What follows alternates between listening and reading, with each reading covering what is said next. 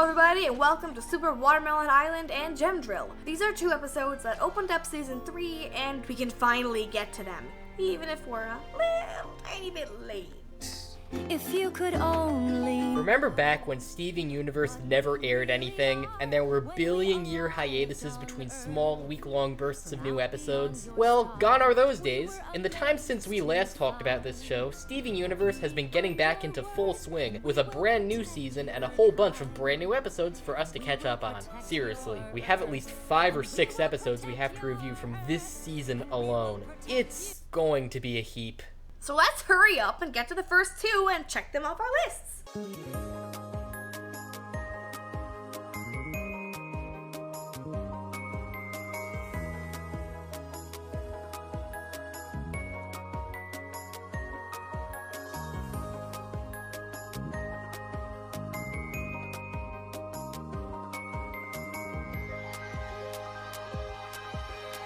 So, I'm sure they've come up with some breathtakingly stunning way to open up the new season. Come on, Steven Universe, hit me with your best shot. Show us something cool.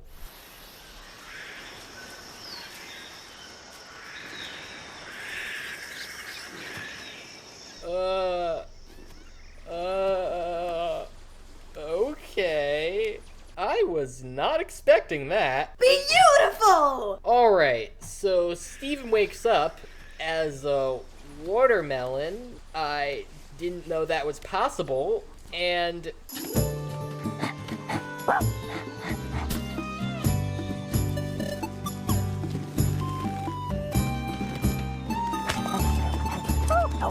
Okay, I'm done. 1 episode in and I already can't even handle this. Seriously, what is even going on? Don't question it, just go with it. Accept that this is happening and let the plot roll on. Apparently, the Watermelon Stevens from that 1 episode have formed a community on this island, and they recognize Steven as Steven, somehow, and they take him up to this cliff. But he's so cute! He's so pure! The little star and the flower crown. Oh man, I'm really bummed that he gets eaten like 0.5 seconds later. He deserves better. And then, seemingly out of nowhere, the ground starts shaking, and out comes... And then she eats the watermelon Steven.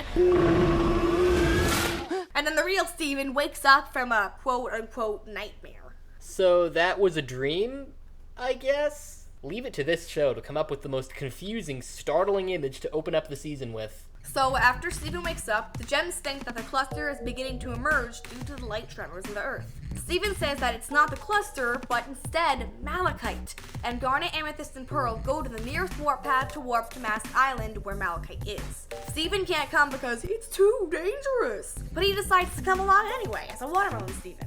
Steven, it's too dangerous for you. Stay here and watch after the drill with Peridot. Yikes, I'm getting flashbacks to season 1. Oh, those were the days back when Steven never got to do anything. And back in the days when the art looked so terrible. Not awesome. It's a... Hooray!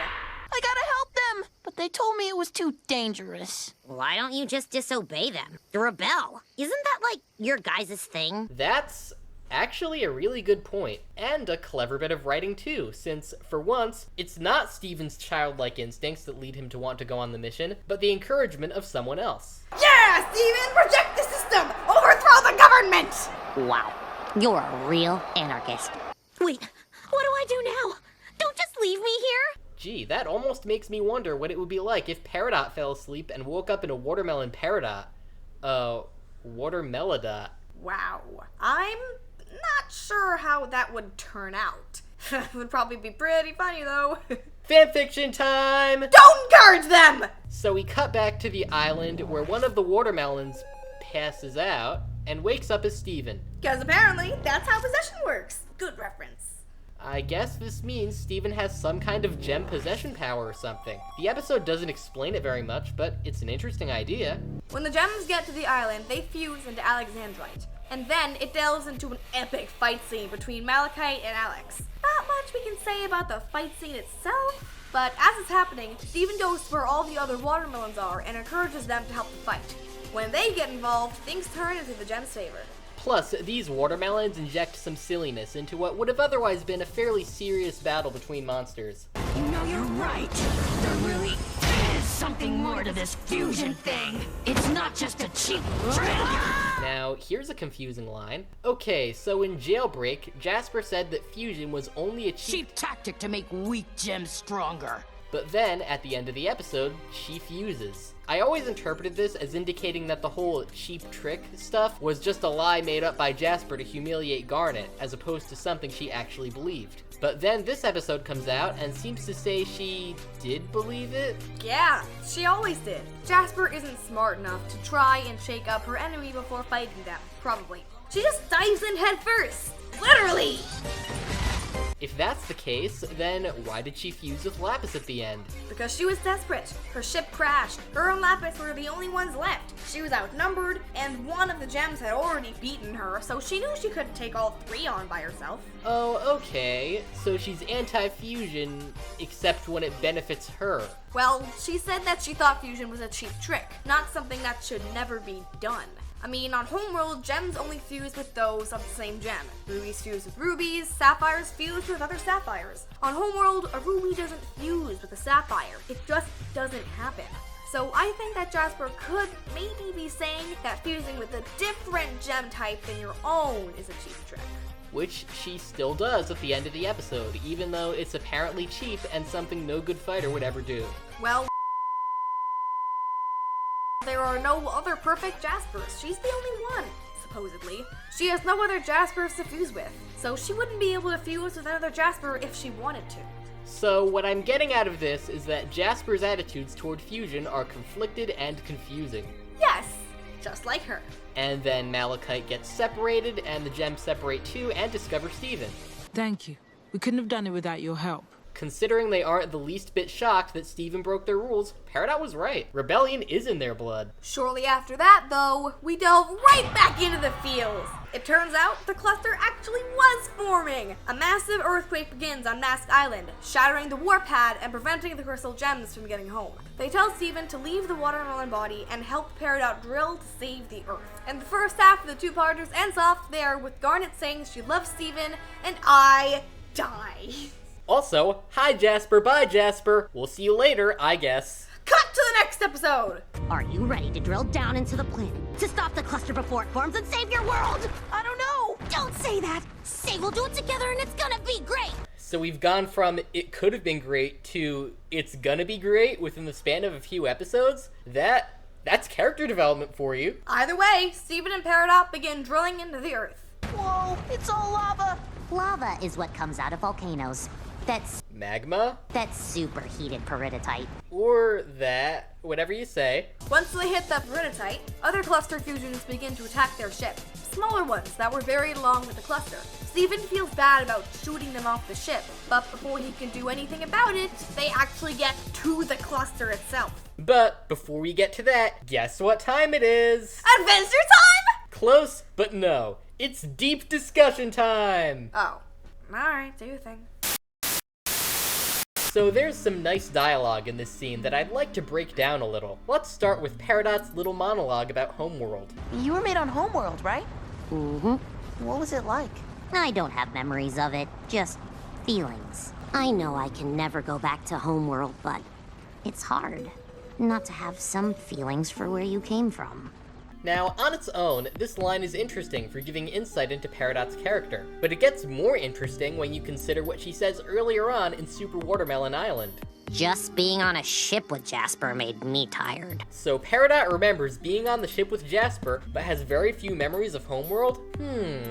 Does this mean that this particular Peridot was made specifically to go to Earth with Jasper and check on the cluster? Interesting. Not sure if she was specifically made to go with Jasper and check on the cluster. I mean, their resources were dwindling on Homeworld. They wouldn't make an entirely new Peridot just for that mission. But yet, they're still insinuating that Peridot didn't get to experience much on Homeworld before being shipped off to Earth. Maybe this just happens to be a very young Peridot? Yep, that'd be correct. I can go with that. Now that that's settled, let's talk about Steven's attitudes towards these gem mutants. We can't just leave their gems out there. They're going to form again later. If I could just bubble them, then they'd be safe. Come Come on, we've gotta help them. Now, this is perfectly in character for Steven, who's still a kid and is sympathetic towards all life on Earth. But in this particular situation, from a philosophical standpoint, I think Steven is wrong. In an ideal situation, yes, they would be able to bubble all those gem shards. That's what happened with pretty much every other gem mutant before these. But right now, with both Steven and Peridot locked inside that drill, they can't bubble these mutants. And considering that they have a cluster that they need to get to as soon as possible, the only practical thing to do is just blast these ones away. I'm saying all this because Peridot doesn't, and because I feel like it provides a very interesting characterization for Steven, and by extension his mother, Rose. These two value all life on Earth, and want to protect it at all costs, even when that isn't really a practical thing to do. This is actually a pretty interesting and somewhat tragic character trait, and I wonder if it isn't going to come back to haunt Steven at some point. And after their little chat, I guess, they encounter the cluster, which is trying its best to reform. As Peridot tries to drill into it and shatter it, Steven starts to have something of a panic attack, I guess, and blacks out. When he wakes up, he's inside of the cluster. He talks as much as he can with it and figures out that it actually doesn't want to form and destroy the Earth. It just wants some company. So he starts to bubble the different gems in order to, 1, stop it from forming, which it apparently doesn't want to do, and 2, allow them to stay with each other. When he wakes up, the different gem shards are bubbling each other and he joins in to help. The cluster ends up in a gigantic bubble and is no longer a threat to the Earth. Yay! Okay, so as for this whole episode, watching this two-parter for the first time was a really freaky experience. Between the beginning sequence with the watermelons and the ending sequence with Steven inside the cluster, my brain short-circuited multiple times throughout the episodes. And the fight with Malachite was as crazy a spectacle as you would hope for. That being said, I think Gem Drill is the better episode of these two, because we get to spend more time with the characters. In Super Watermelon Island, most of the episode is spent with the gems as Alexandrite and Steven as a silent watermelon, and the episode's story didn't amount to much besides a long fight scene. So we get to see a lot of stuff from the show's world, but not a lot of actual interactions with the main characters. Except for the ending, which is really good. Gem Drill also keeps the crystal gems out of the story, but Peridot and Steven get some really good interactions in there, and they make the episode much more rewatchable. On the whole, I give the entirety of this two-part story a 4 out of 5. Since the episodes are both only 11 minutes each, it does make sense that the first episode would only have to be the fighting, since they can't have a 1-minute fight scene. But I really appreciate the first episode because not every television show can pull off a fight scene like that. When you only have 11 minutes to tell a story, being able to fit in a plot and have an epic fight scene that occupies about half of that time is pretty great. And plus, the animation was really cool. The second part definitely did have a lot more character development, and it also got to delve deeper into Steven's powers and the relationship between Peridot and Steven. The ending of both halves was satisfying, and it left you excited for what was to happen in the rest of the season. I give it a 4 out of 5 as well. So thank you one and all for watching, and we hope to see you in the next one. Bye!